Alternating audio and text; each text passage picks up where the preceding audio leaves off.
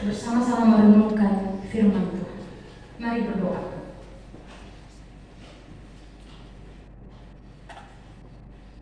Ya Allah kami yang setia, terima kasih Engkau telah mengubahkan hidup kami menjadi baik. Engkau tidak pernah meninggalkan kami sedetik pun ya Tuhan. Bahkan dalam kesempatan yang begitu berharga pada hari ini, kami masih ada dalam persekutuan Tuhan. Engkau tidak pernah menolak kami. Kami mau belajar tentang sabda-Mu ya Bapa. Layakkan kami di hadapan-Mu untuk menerima hikmat Tuhan itu.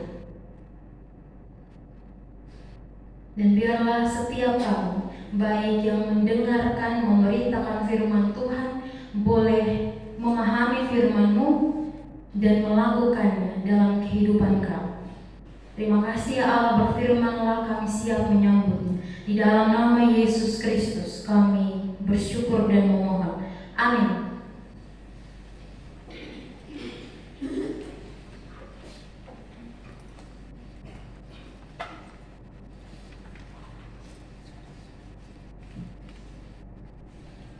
Firman Tuhan yang menjadi bahan perenungan bagi kita saat ini terambil dari Injil Matius pasal 25 ayatnya yang ke-14 sampai ayatnya yang ke-30. Dan dengan kerendahan hati saya mohon salah seorang bapak atau mama majelis untuk membacakan bagian firman ini. Matius 25 ayatnya yang ke-14 sampai 30.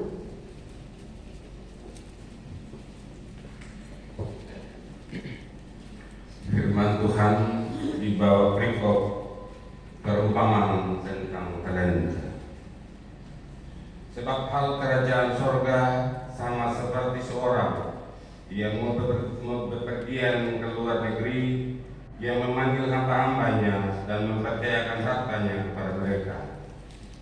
Yang seorang diberikannya 5 talenta, yang seorang lagi dua, dan yang seorang lain lagi 1, masing-masing menurut kesanggupannya, lalu ia berangkat.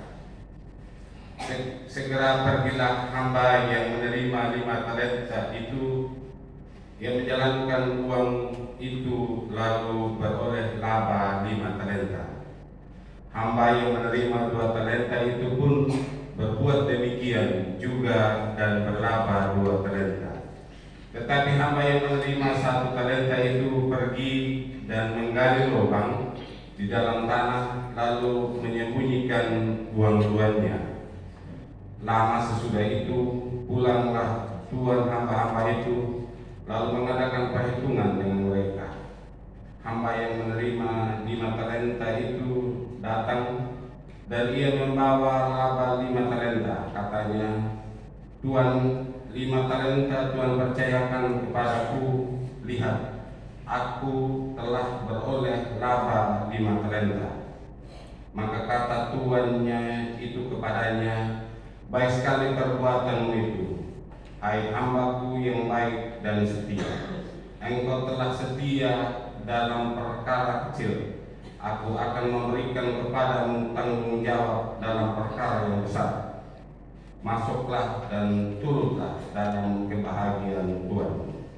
Lalu datanglah hamba yang menerima 2 talenta itu, katanya, Tuan, 2 talenta Tuhan percayakan kepadaku.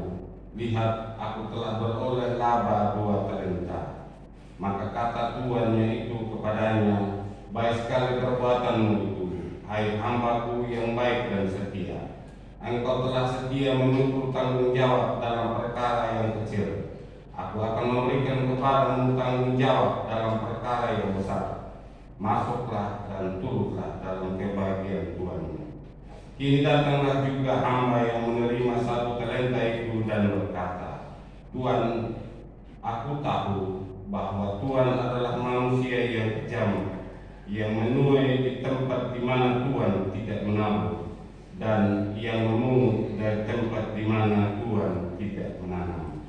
Karena itu, aku takut dan pergi menyembunyikan talenta Tuhan itu di dalam tanah ini. di dalam tanah. Ini terimalah kepunyaan Tuhan. Maka jawab tuannya itu, hai kamu hamba yang jahat dan malas. Jadi kamu sudah tahu bahwa aku menuai di tempat di mana aku tidak menabur, dan memungut dari tempat di mana aku tidak menanam. Karena itu, sudahlah seharusnya uangku itu kau berikan kepada orang yang menjalankan uang, supaya sekembaliku aku menerimanya serta dengan bunganya. Sebab itu, ambillah talenta itu daripadanya dan berikanlah kepada orang yang mempunyai 10 talenta itu. Karena setiap orang yang mempunyai kepadanya akan diberi sehingga ia berkelimpahan. Tetapi siapa yang tidak mempunyai apapun juga yang ada padanya akan diambil daripadanya. Dan camkanlah hamba yang tidak berguna itu ke dalam kegelapan yang paling gelap. Di sanalah akan terdapat ratap dan retak gigi. Terima kasih Bapak terkasih, Bapak tersayang saya.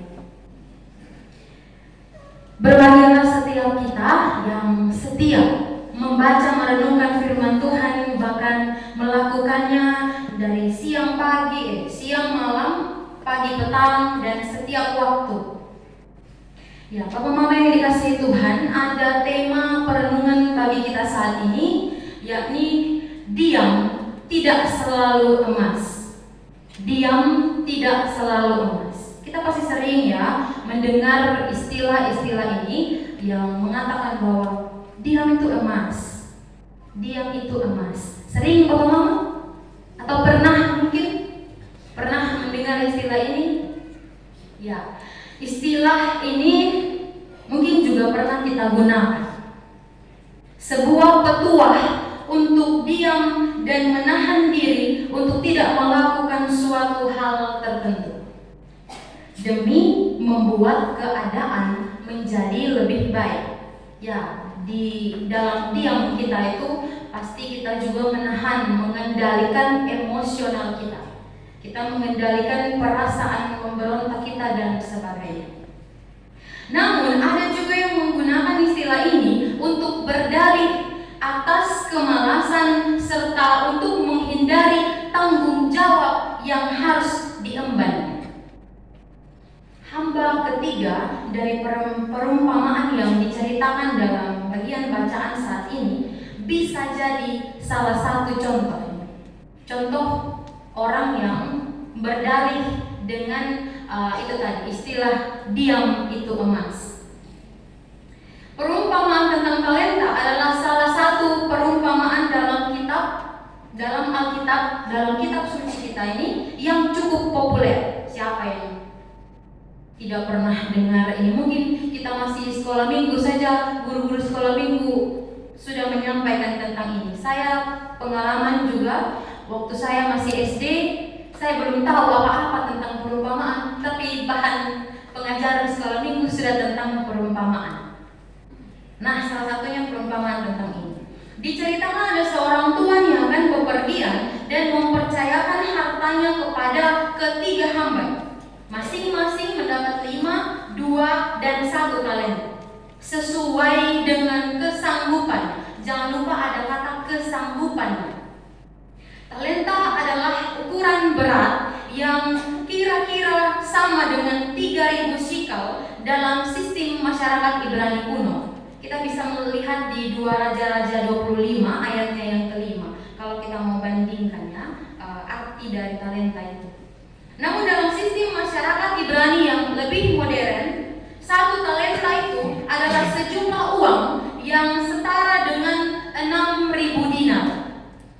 Jika Matius 20 ayat 2 menggambarkan bahwa upah pekerja biasa untuk 1 hari itu adalah 1 dinar, maka 1 talenta bisa mengupahi hidupnya selama kurang lebih 19 tahun kalau pekerjaannya itu dari hari pertama sampai hari ke-6 dalam 1 minggu. Bayangkan 1 talenta saja sudah menghidupi hidupnya itu ya, menjamin hidupnya selama 19 tahun. Jadi 1 talenta bukanlah hal atau jumlah yang kecil.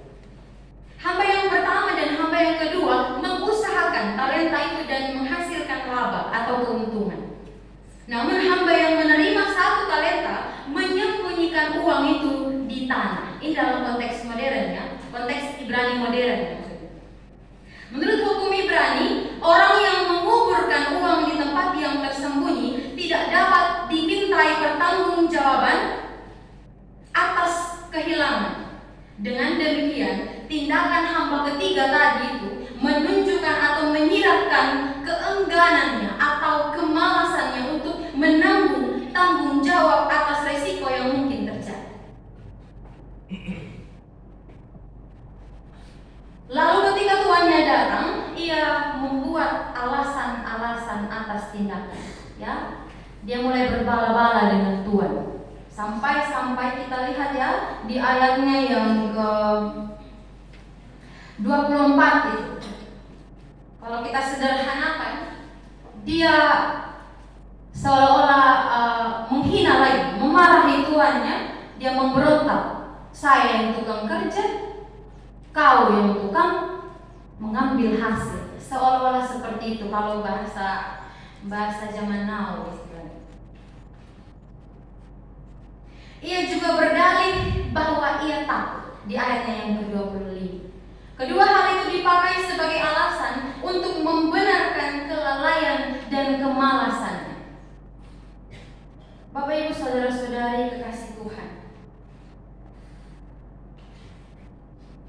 secara naluri manusia memang suka mencari keamanan dan kenyamanan untuk hidupnya. Oleh sebab itu banyak orang yang memilih diam sehingga tidak perlu mengambil resiko serta mengorbankan keamanan. Namun sayangnya perlu kita sadari, hidup sebagai orang Kristen adalah hidup yang penuh dengan resiko.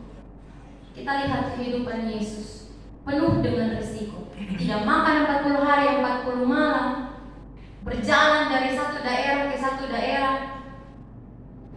Bahkan dia harus disesah, dianiaya, bahkan dihukum mati. Kita pun betapa berisikonya menjalani kehidupan sebagai pengikut Kristus. Kita akan dibenci oleh orang lain, kita akan dihina,